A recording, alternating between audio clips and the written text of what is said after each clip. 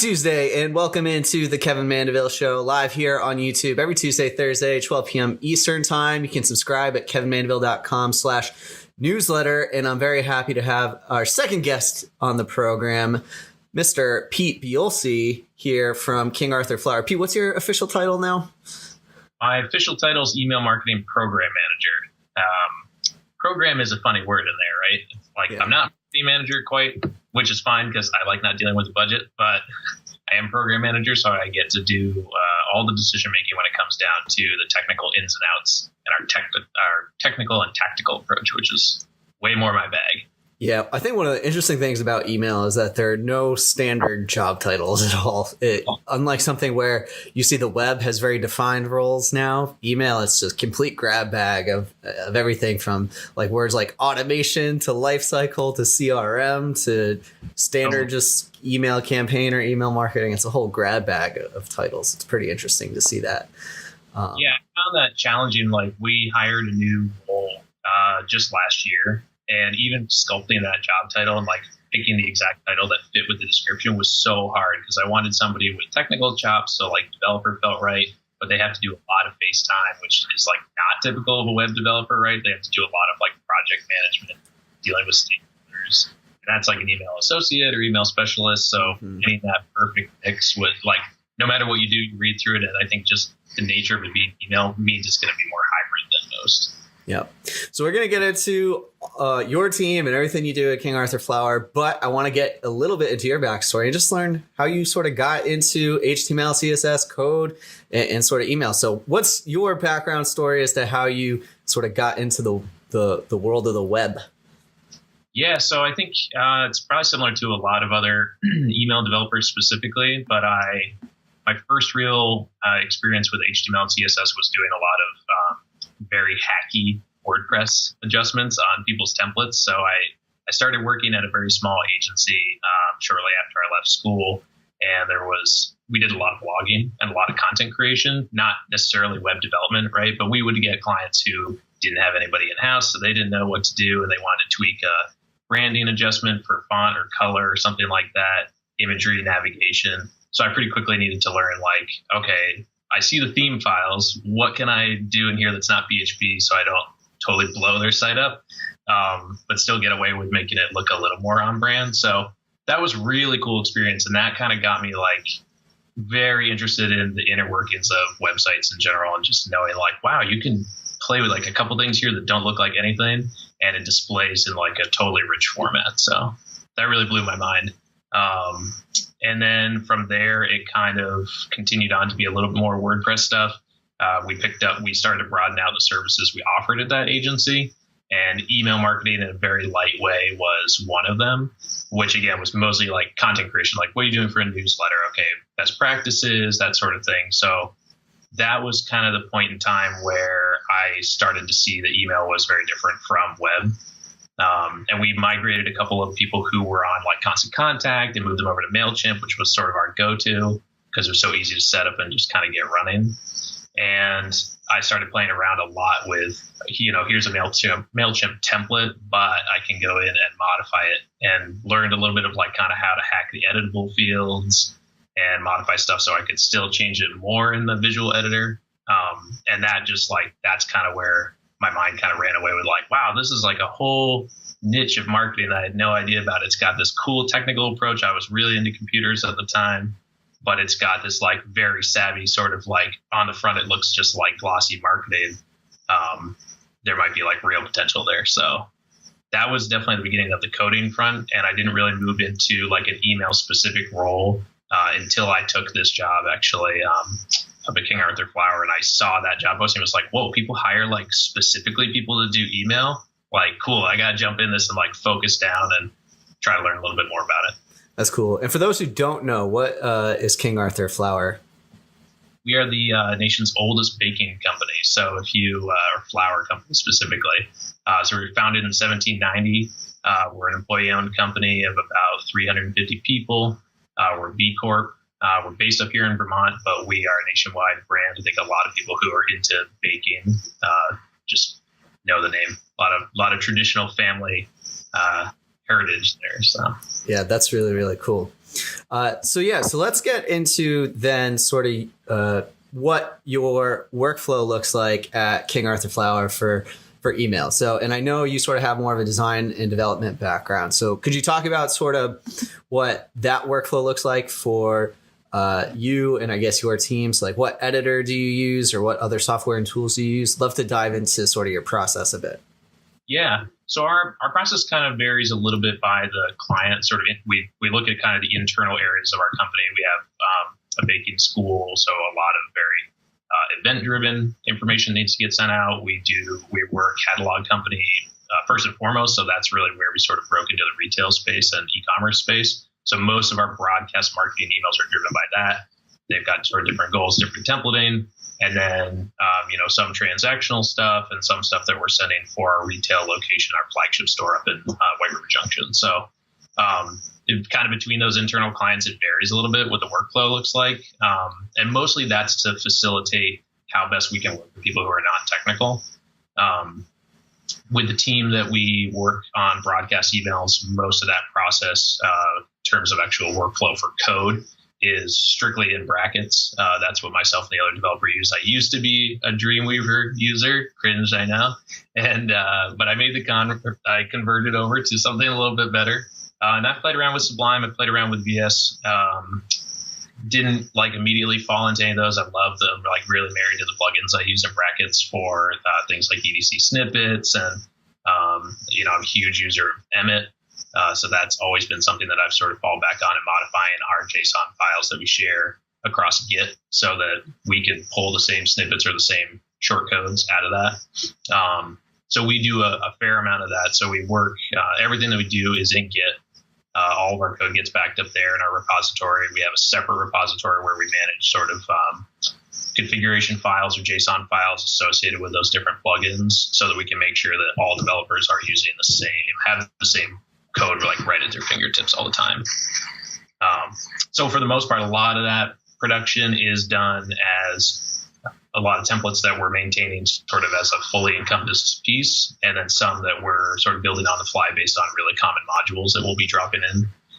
And that's where I'd say 75% of development happens for us. And then sort of on the newer end of things, we've been working with a couple of our stakeholders, particularly ones who produce a weekly newsletter that goes out. That's really the only thing we have that's kind of like a digest newsletter, right? That gets sent out, but it's still highly curated. It's not completely RSS driven or anything like that. So we needed a more unique approach for that one in terms of giving somebody creative control, allowing them to still type, good editorial content and do curation of recipes from our website, in addition to pulling in a feed of most recent posts from our blog. So I actually I've actually been learning a lot of Python, which has been a really awesome opportunity to sort of broaden out my development skills. So now that I'm not the only person developing email, I'm able to spend a little more time building those systems. And we actually use the Google Sheets API. We have our content editor actually writing in a spreadsheet. We're pulling those fields through Python. We're doing a little bit of transformation, a little bit of truncation on the RSS feed, and piping all that through some Markdown directly into a template. So it's been a really cool opportunity to kind of mix with a couple different styles, really apply a little more of a programming lens to email development. And we're constantly looking for ways that we might be able to bring more of that kind of automated build system, a lot of work in Terminal, a lot of work in Python, a little bit of work in Jekyll, a little bit of work with Gulp, just trying to figure out what's the right, series of events that can happen.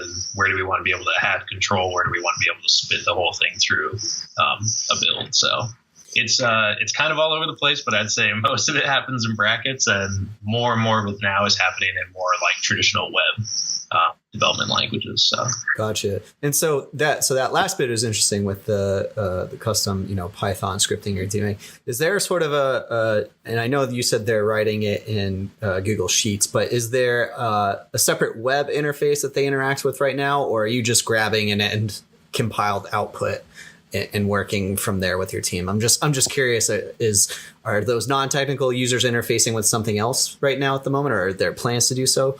I'm just curious. Right now, no. I mean, they're interfacing directly with a spreadsheet. We're, corporate structure, I feel like we're pretty used to spreadsheets. Sure, so yeah. it's actually a pretty natural move for people.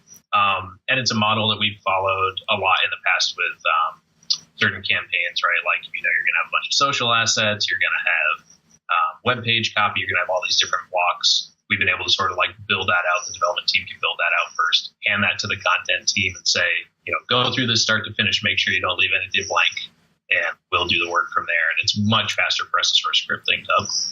But I've been looking at, and of course I'm going to forget the name of it now, but I just found it's got a really terrible name. This is the one thing I hate, is like all these apps come out with like arbitrary names. You're never going to remember them. There is a new app that just came out, and it's open source. It's on Git, and basically allows you to spin up a really lightweight CMS, for lack of better term, I guess, where you'll get input fields based on partial tags that you're putting into your layout, and it basically just sees each one of those, builds a new field in a web interface that you'll be able to sort of go through. So I will figure out what the name of it is, and we'll add that to the show notes. Sure. Yeah, no, that's cool. And yeah, I see more tools using sort of Sheets as the sort of the source, the origin point for things. I know Nifty Images has that capability for generating dynamic images where you can do that directly from Sheets. So I know a lot of software companies are starting to use it, just because for a lot of people, that's where data sort of begins as an input. So what does your subscriber audience sort of look like, I guess? Both, I know you're in the States, so probably geographically around the US and North America, but yeah, like in terms of client breakdown, do you have any sort of insight to share there? Yeah, absolutely. So we, thankfully, from a client standpoint, we are incredibly iOS driven, which is obviously, as you know, a massive relief to email developers. We can get away with more of like the fun, more creative, but certainly much more traditional development styles, right? We can comfortably use more semantic markup and more interesting CSS effects and CSS3. So primarily iPad, followed by iPhone, followed by Gmail, followed by Mac Mail, and then it sort of like trickles down after that. So we kind of waffle somewhere between like high 40s and low 50s, but almost just over 50% for an Apple market share most of the time with our list is a general picture. And yeah, like you said, we don't ship internationally. Well, we do ship internationally. You're just going to pay for it. But so yeah, we're mostly within the States only. High concentration of our subscribers actually in California.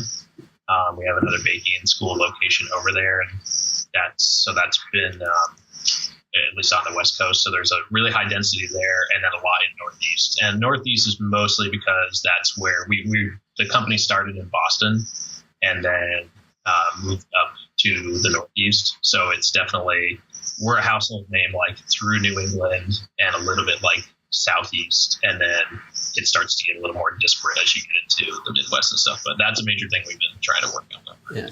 So that's interesting. So your highest is actually iPad. Yeah.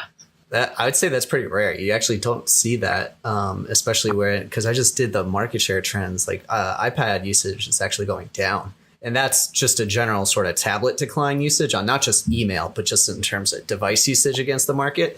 So that's actually pretty interesting that you have that. But yeah, it sounds so mobile first. So is that sort of how you're approaching your design and sort of campaign thinking, is sort of around mobile first for your audience? It is not quite to the degree that I wish it was, but that is, I think that's something that a lot of companies, certainly I think bigger companies, struggle with, right? It's like everyone for a long time has been talking about like mobile, the importance of mobile, design mobile first. And until people like really look at the numbers, it doesn't sink in for them. So all of our templates are 100% responsive. They have been for a while. Handful of stuff that we're doing now is more the hybrid approach, so that we're a little better future-proofing ourselves and using more of the media queries for progressive enhancement. So we've got kind of a blend depending on which campaigns they are, just some, code bases that are a little more outdated. So,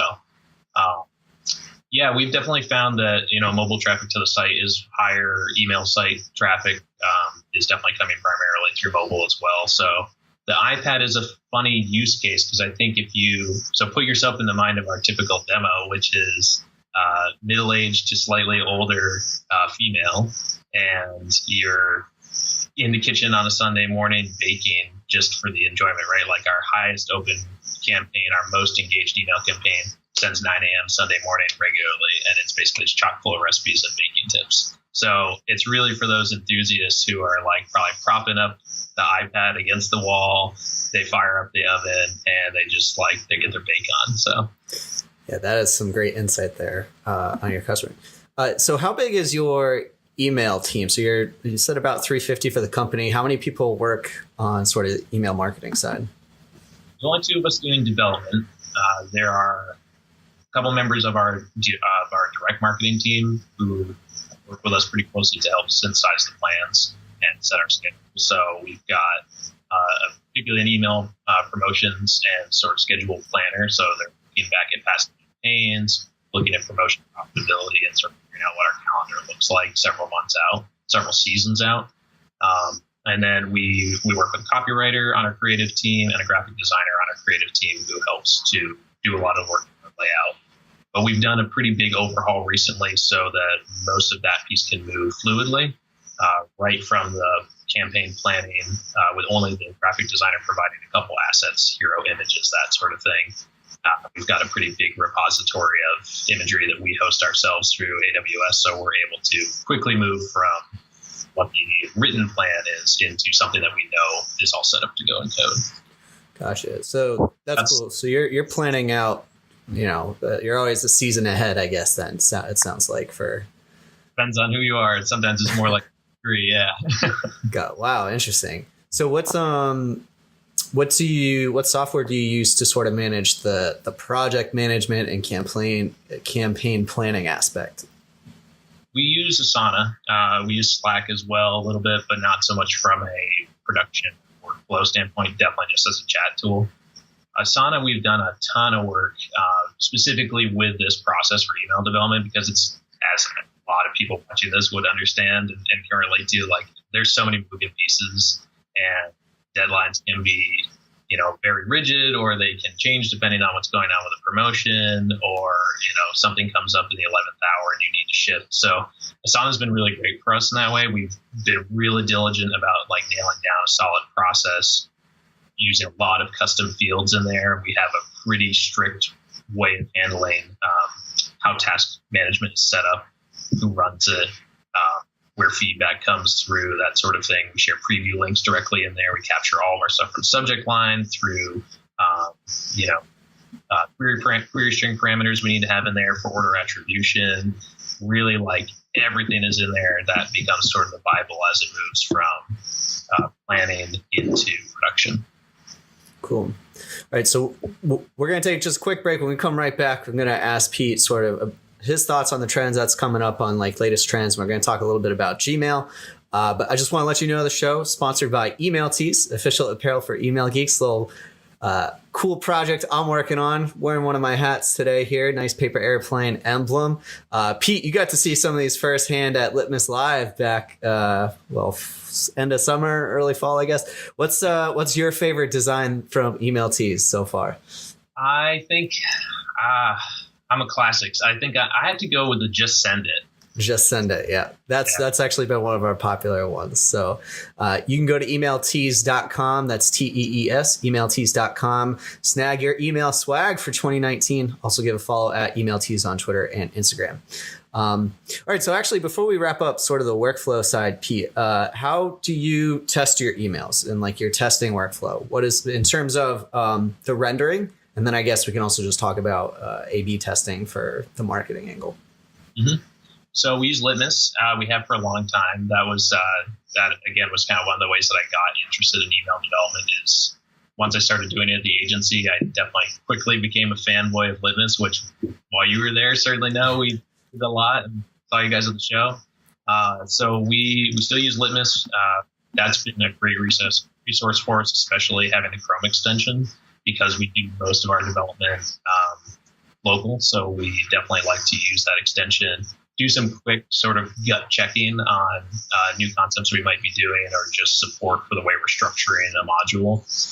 And then depending on because we work so much in a modular system and we've done a diligent job of building that out and testing through the process, we've got stuff now that's sort of rock solid that we do feel comfortable knowing, oh, you pulled in module, A, B, and C.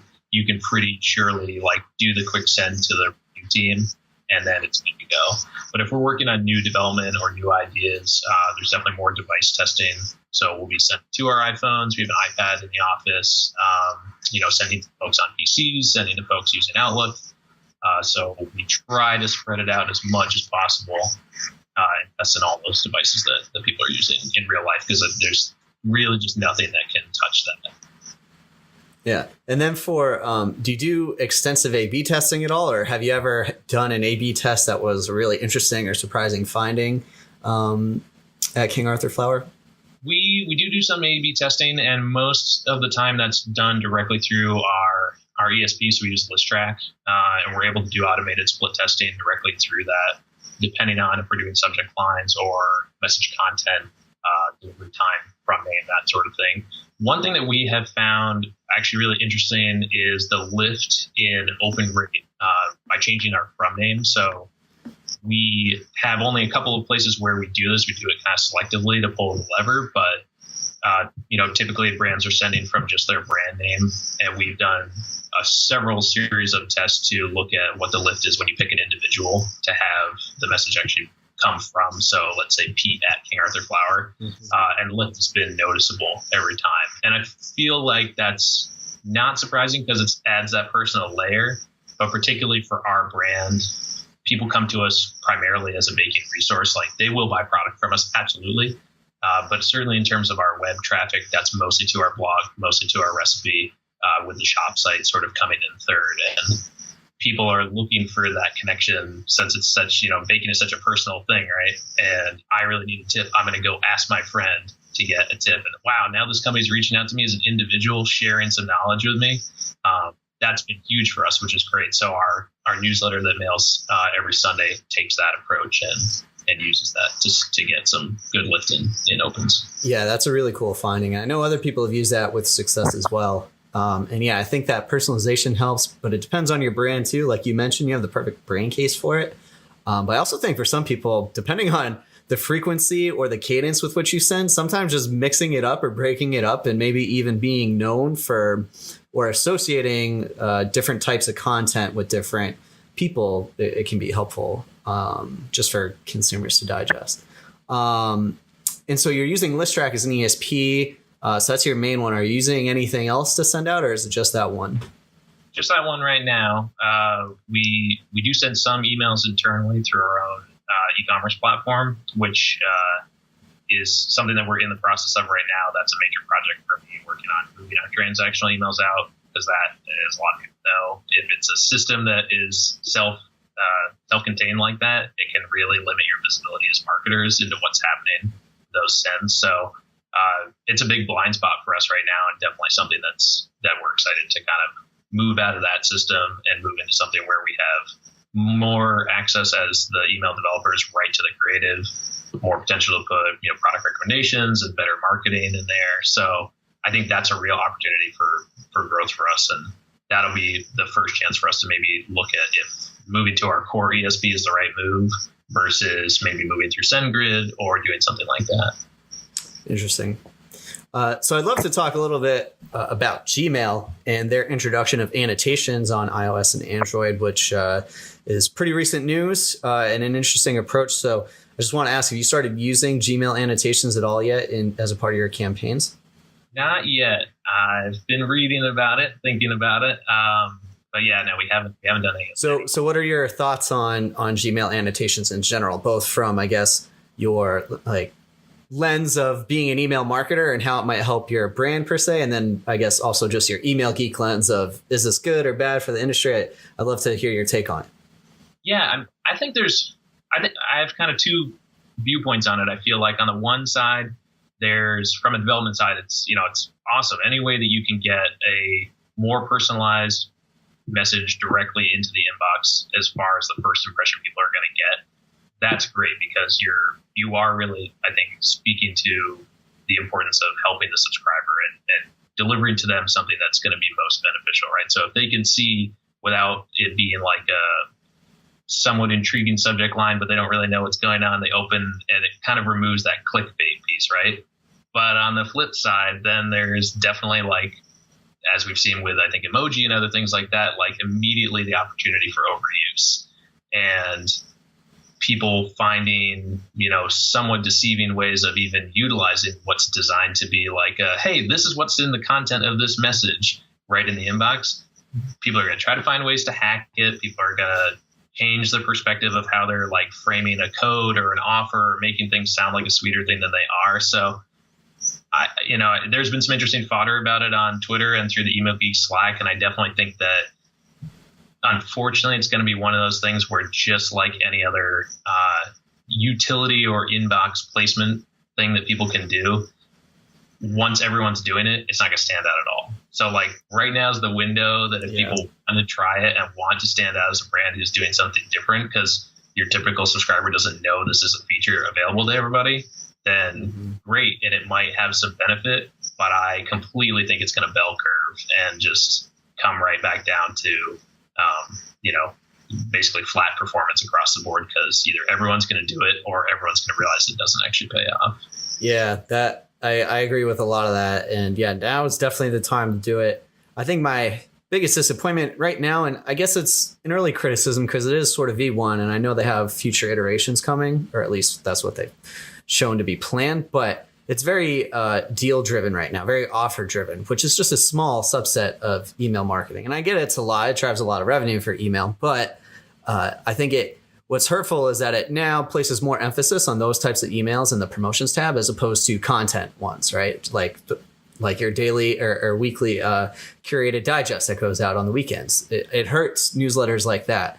They say it isn't really about who's using the code or if they're not using the code, it's about previous engagement for users. And that's how they determine what gets shown, whether they have, an optimized promotions annotations or not.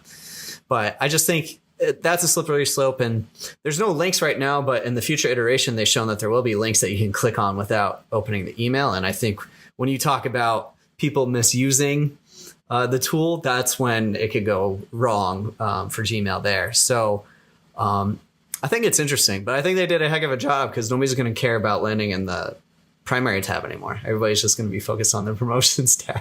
I know, it's funny. Well, right, exactly. They kind of like negate one. Instead of them needing to fix an issue, they sort of just change the whole landscape, right? And then it changes everyone's perception of what used to be a problem is now no longer a problem. So, yeah. Do you think other email clients are going to copy Gmail's functionality for this? I don't know. I don't think so. I think that just because we've seen similar things happen with the way that Gmail approached its adoption to mobile, the way that we've seen it like sort of do this thing with AMP, which I know is you guys talked about, you and Heidi talked about on the last video, and it's definitely again kind of like in the marketer's wheelhouse right now to decide like, is this something we're all going to embrace to the point where other ESPs and other clients are going to realize like they're losing out, or is this just going to be like that special case for Gmail? That's not to say that's worth ignoring because Gmail's got such a sweeping market share. They're definitely the 800-pound gorilla, but they like so well know it. They're just flexing every opportunity to like try something new. And the thing I'm relieved to see, at least with Annotations, is that it's not a different, it's not a new MIME type or anything like that. So it's not quite as big an ask on the development front. It's the first thing they've really done since their schema for, orders and events and things like that truly seems like it's doing a better job of pulling content to, providing more hierarchy of the content that's actually in the message. But on the flip side, as an email designer and developer, it's a little bit of like, it sort of steps on our toes because now you can send an email that's, again, like total crap and all image based or whatever it is. And as long as the subject line, or certainly, like you said, if they add link functionality to it, as long as it looks good in the inbox, it just beat out every other message that took like real thought and coding effort and has like a far more cohesive message if somebody opens their inbox and they're looking for a deal. Yeah, definitely. And yeah, don't get me started on AMP for email because that's a whole other separate discussion from. So what are some of the big challenges that you think you're facing right now, sort of on the B2C side with trying to promote and market to subscribers for King Arthur Flower?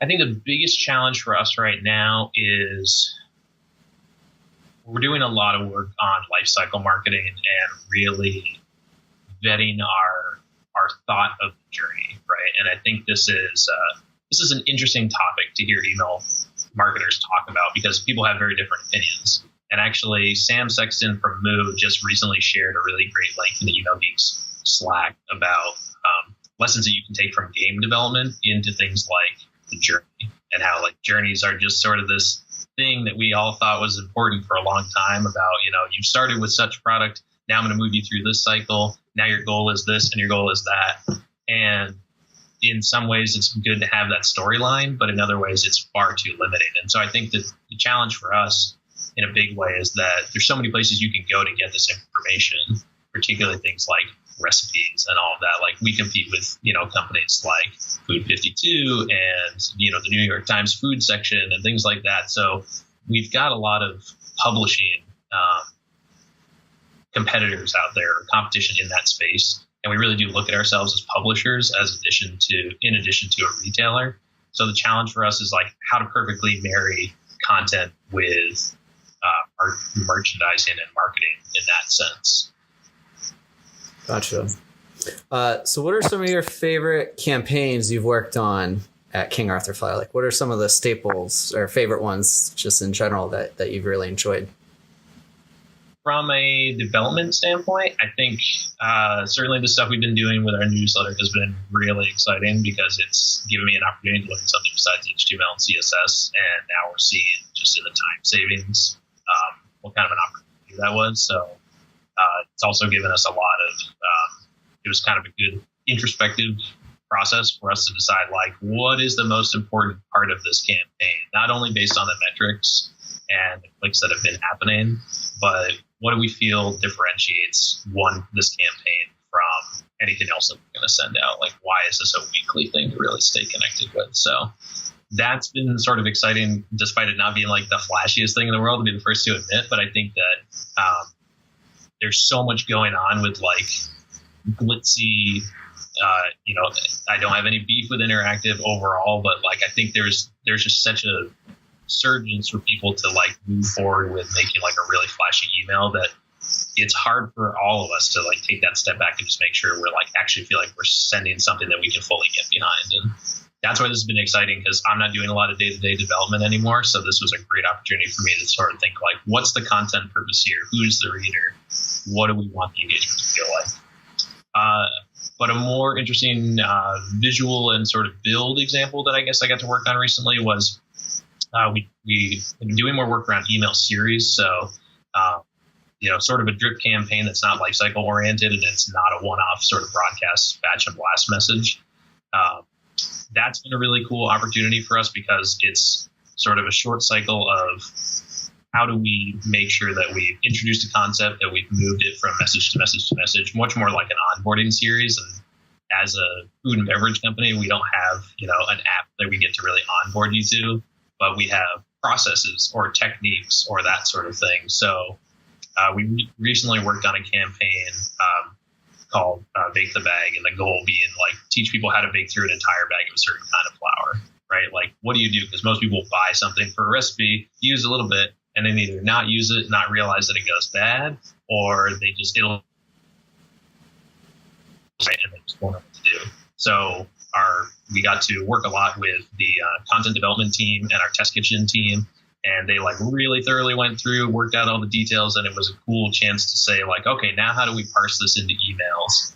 How do we break these chunks down? Can we show people their progress? We did a little bit of work with scripting, sort of how progress bar gets built. So there was just a lot more opportunity there to kind of think of a broader content campaign in the scope of 9 emails, basically. That's awesome. I really, really love that idea. And yeah, a very cool way to create sort of an automated drip or, like you said, a sequence series that isn't the SaaS-based piece of software, right? It's that's really cool. And that that's exactly the approach you need to be taking with content-driven things. And like you said, and this is coming from somebody who loves interactive email as much as anybody, and that's how I, that's one of my specialties. Focusing on the foundations and the message and the content is far more important than any interactive bit you'd ever do, right? Because if you don't have that, everything else is just a progressive enhancement. If you don't have that core message, or you're solving those fundamental problems, like you mentioned, a user not using the entirety of the bag, then it's not going to matter. It's really easy as B2C marketers too to get so bogged down in promotion, right? So yeah, you're just building a lot of emails that are designed to optimize sales. There's nothing wrong with that. It's important to the bottom line, but it definitely, depending on the ecosystem of the company, and I think depending on just what mark you want to leave with your message, it can become a little bit of a bleed on the creative side in terms of just making sure that like you're really telling the story and you're not just optimizing the click. Yeah. All right. So final question, Pete, what is your favorite email newsletter that you subscribe to? Oh man, there's a lot of good content. It's like TV shows right now, right? It's like it's out there. Feel free to list a few if you want. A couple favorite emails for content are, love the One Design Company emails. So they are small design agency, but they have just a really great regular campaign that comes out with design articles and just a lot of, they throw in something fun like a Spotify thing or a game or some random internet distraction. So that's always good for a read. A big fan of Type E, Paul Aries' newsletter, which I wish he sent more of. That's just been an amazing resource when it comes to better understanding accessibility challenges and typography. Those emails are just amazing too because they're 100% HTML, and it's just a really good, really great inspiration of like what can be done with code. You really don't have to rely on images. And outside of that, of course, I love the Litmus emails. I love seeing anything new, interactive emails that you're sending. That's always something that I'm scoping through Litmus and trying to figure out what's going on there. So, and because we use Asana, I get the Asana emails. And I got to say that they send a really solid email in terms of really clean, nice use of animation. And not just like your typical GIF. It's definitely more interesting than that. And it really, packs a little more of a use into it. Like whether they're showing how you onboard somebody to use a new feature of the product, or it's very clean, it's very well done, and they serve good content too. So very cool. All right. Well, Pete, thanks so much for coming onto the program. Really appreciate it. Is there anything that you want to plug, like website, socials, like anything? Buy some flour. Buy some flour. There you go. KingArthurFlour.com, right? Right. There you go. So nation's oldest flour company, at least. Nailed it. And one of the oldest baking. So, all right, Pete, thanks so much for having on the program. I'll have to have you back on someday when there's some more cool stuff to talk about in the email world. Thank you, man. All right, everybody, it's been a good episode. Just a reminder, every Tuesday and Thursday live here at 12 p.m. Eastern on YouTube, and subscribe kevinmandeville.com/newsletter. See you next time. Bye. Go.